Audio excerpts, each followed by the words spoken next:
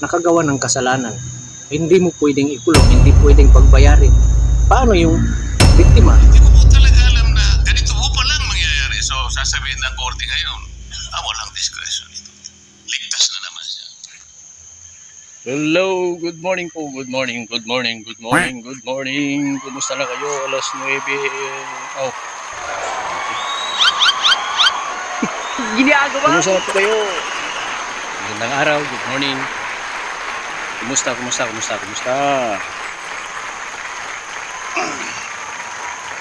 Gagawa na naman tayo ng reaksyon. Magandang araw po, mga kababayan, mga kapatid. Parang mainit.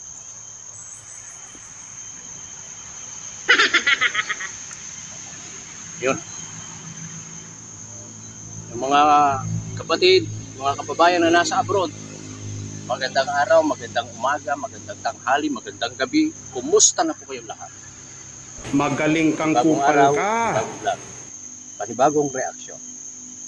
Patungkol doon sa mga maiinit na issue. Kasi ang gandang makinig ngayon ng mga hearing sa Senado. Ano ka nasisira, ulo? Mula noong umupo si Senador Rodante Marcoleta, napaka-kuwan yung mga mga topic nila. Interesting. Talagang nabuhay yung Senado. Hindi totoo yan. Bola lang yan. Sa akin lang, ewan ko sa inyo. Ewan ko sa mga makakapanood dito. Kasi mula noong pumasok si Senador Rodante Marcoleta, talagang lahat ng mga hearing doon, sinusubaybayan ko na, ang ganda ng topic nila. Ganda. Paano masabi? Ganda, napakalinaw. Naipapaliwanag na mabuti yung negative at saka yung positive. Lahat ng issue natatalakay nila. Ngayon ang issue ay yung illegal gambling at saka yung mga bata na minor de edad na nakagagawa ng mga hindi maganda, hindi na tama. Sabi nga ni Senador Rodante Marcoleta, alam ng bata yung ginagawa niya, yung edad 10 hanggang 7. Ayon yun sa kanya. Para sa akin, sinasang-ayunan ko yun. Kasi marami ng bata ngayon na ang titigas ng mga ulo, kung ano-anong sinasabi sa mga magulang, sa mga nakakatanda, para na lang wala yung mga sinasabi ng mga matatanda sa mga batang yan. Kaya dapat yung juvenile law na 15 ang minimum na edad ng bata na nagkasala na dapat maparusahan, ay gustong ibaba. Ang kay Senador Robin Padilla gawin niyang 10 taon. At si Senador Rodante Marcoleta naman ay gusto niya kahit 7 years old. Kasi sa ibang bansa, mayroon silang batas na gano'n. Hindi natin alam kung alin ang maaprubahan dyan. Kung yung 7 years old o yung 10 years old. Kasi nga, ang daming nakaka-apekto ngayon sa mga bata, lalo yung social media. Napakalakas maka-apekto niyan. Kaya ito, panoorin po natin si Senador Rodante Marcoleta. Yung hearing nila tungkol sa mga bata. Kung ano ang dapat gawin.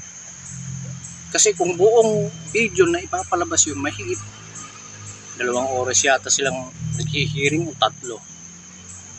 Yung mga mahahalagang bagay lang ang ilalagay ko sa aking video. Mr. President, Senator Robin, okay pa ba? Opo. Kasi parang Isa pong katuwaan sa akin ang kayo po ay magtanong. Ito, sa hearing na yan, Paano masabi? ang tinatalakay dyan ay yung edad ng bata at saka yung mga nagagawa nila, yung kung anong batas yung pumuprotekta sa kanila. Ito, babanggitin po ni Senador Rodante Marcoleta. Panuorin po natin. iniisip ko kasi baka masakit na yung paa mo. Hindi po. Iniintindi ko rin yun. Baka kasi bata ka pa eh. Nag-i-enjoy po ako. Salamat po, Mr. President. Mr. President, Your Honor, alam po ba ninyo na yung batas na tinatawag nating RA 10630, ito po yung nag-anmyenda sa RA 9344 na kung saan ay yung pong criminal o minimum criminal responsibility po ay inilagay sa 15 years old. Ayun, mayroong Republic Act na binanggit si Senador Rodante Marcoleta, dalawa. Republic Act, dalawa yon, na nakaprotect doon sa mga bata na edad 15. Kung bakit 15? Ito, alamin natin yung dahilan. Kasi ito ipapaliwanag niya eh. Tinatanong niya si Senador Robin Padilla kung alam kaya niya yung Republic Act na yon. Baybayan po natin.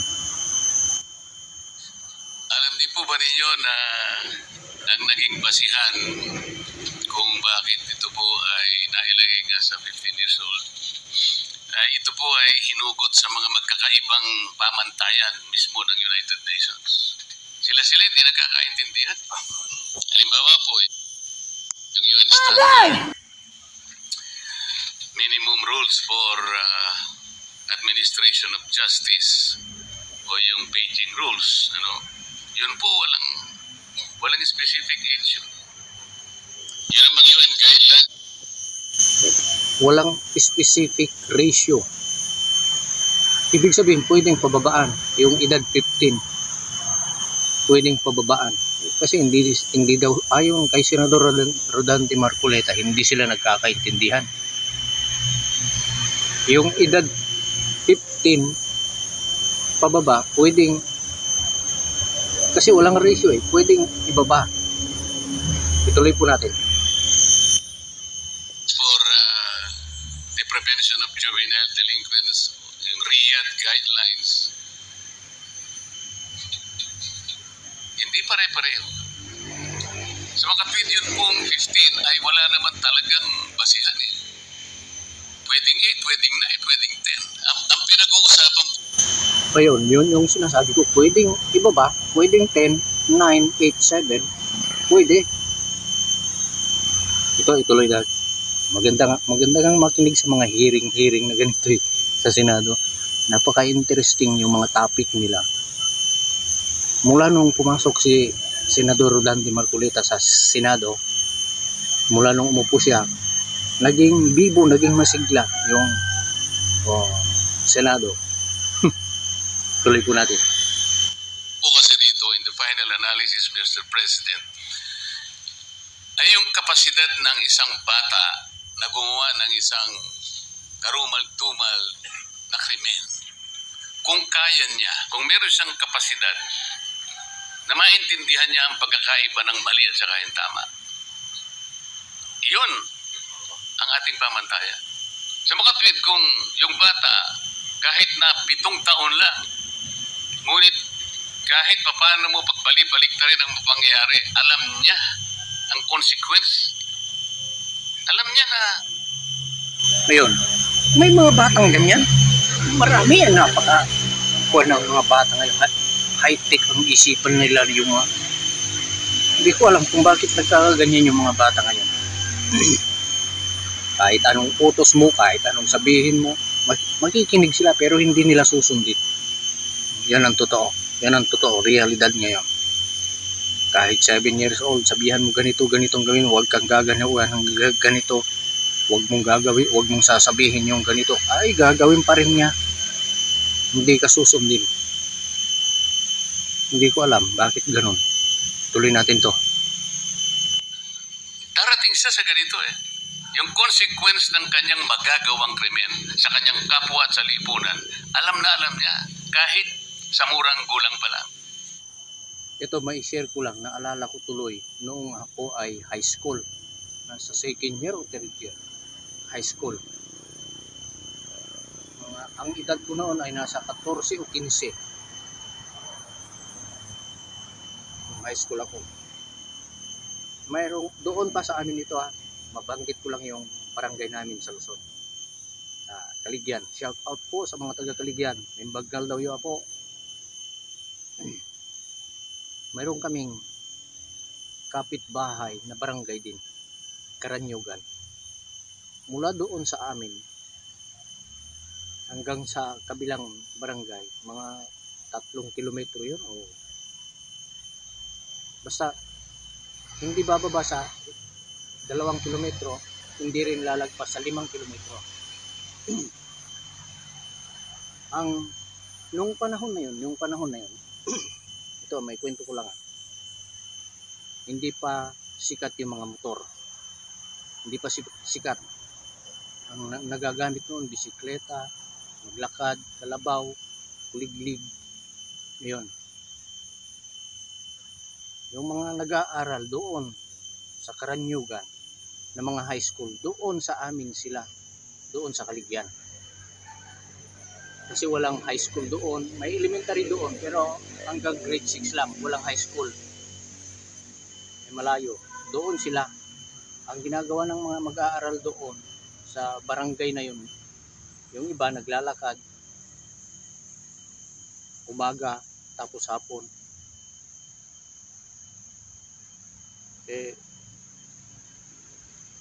Naglalakad lang sila. Mga edad, ang edad ko noon nasa 14 o 15 kanyan. Mayroong hindi magandang nangyari. Mayroong isang estudyante sa high school, nasa first year yata yun noon, babae. Umuwi na sila hapon. Nauna na yung mga barkada niya. Nahuli siya. Ngayon doon sa amin, mayroon ding isang bata, parang 10 taong gulang yun o 11 years o kaedad din siguro niya. Pero hindi nag-aaral. Nakatira sa kanyang tiyuhin doon sa amin, kamag-anak niya. Hindi ko nababanggitin yung mga pangalan. Parang katulong siya sa bukid, hindi nag-aaral yung batang lalaki. Inuutusan siyang magkuha ng kalabaw, anong tawag doon sa Ilocano, agpastor ti nuang. Basta inutusan, pakainin mo yung kalabaw, tuwing hapon yun. Hapon, kasi mainit doon eh. Yung mula doon sa amin, ang dadaanan, kalsada lang, papunta doon sa kabilang barangay na binabanggit kong Karanyugan. Mayroong nakapagitan na, ano bang Tagalog sa waig? Yung waig, ano ba yun? Yung parang sapa o hindi ilog, hindi ko alam kung anong Tagalog dun. Iba rin naman yung irrigation. Basta mayroon siyang tatawirin, pero dire-diretso yung kalsada, kaya lang rough road. Makakadaan doon kalabaw, bisikleta, tricycle, pero wala pang mga motor noon eh. Madalang jeep, makakadaan din, pero rough road. Nahuli yung binabanggit kong babae na umuwi. Nasa first year high school yun. Tapos yung inutusan na bata rin na magpakain ng kalabaw, siguro paliguan, ipastor na ginwang. Mayroong hindi magandang nangyari nung hapon na yun. Inabangan nung batang lalaki yung papauwi na estudyante at mayroon nga hindi magandang nangyari. Ibig kong sabihin, nakukuha niyo yung ibig kong sabihin, yung bata, alam lang niya yung ginagawa niya.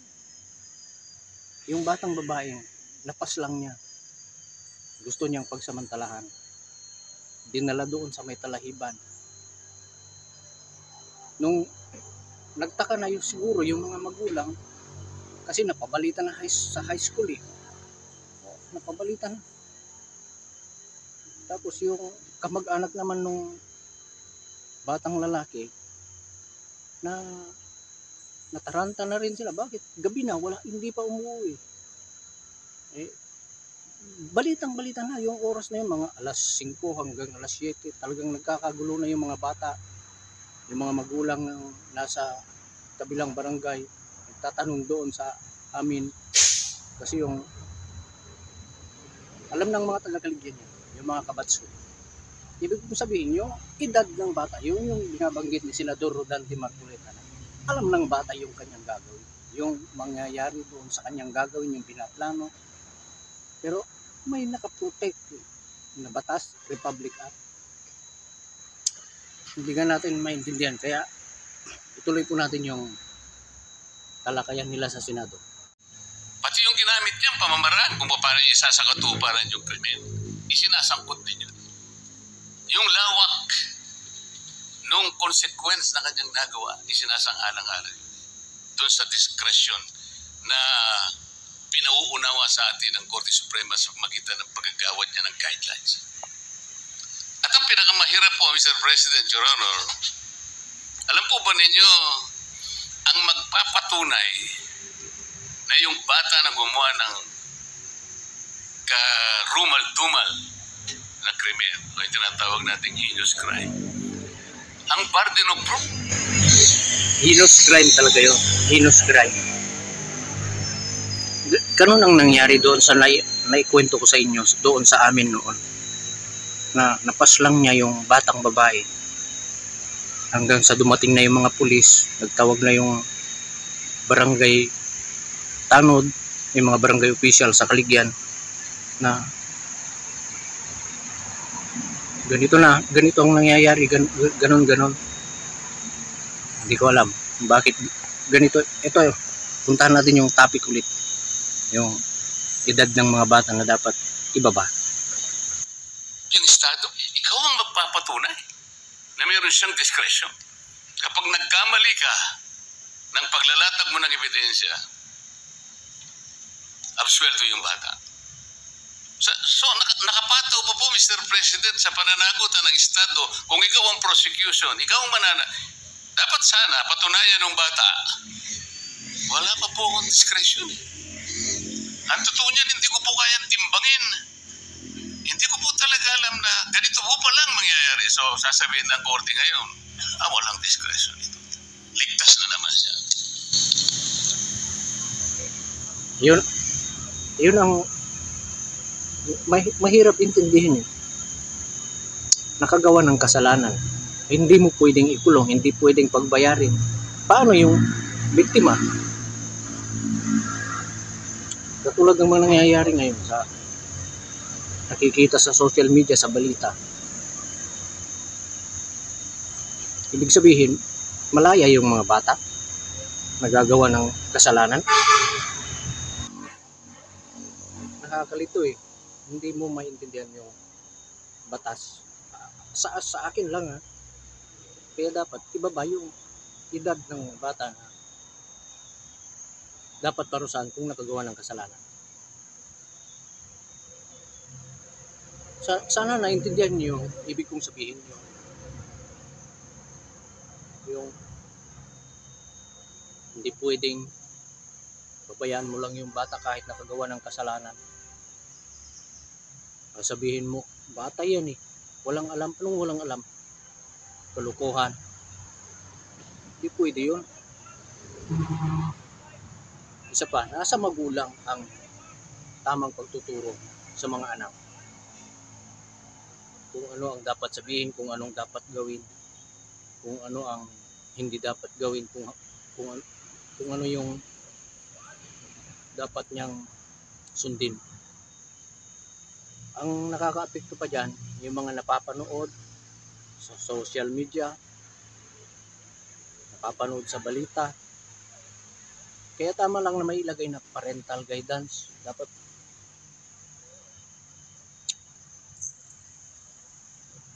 pati ako, wala eh. Sana po naliwanagan kayo. Maraming salamat po sa patuloy ninyong panonood.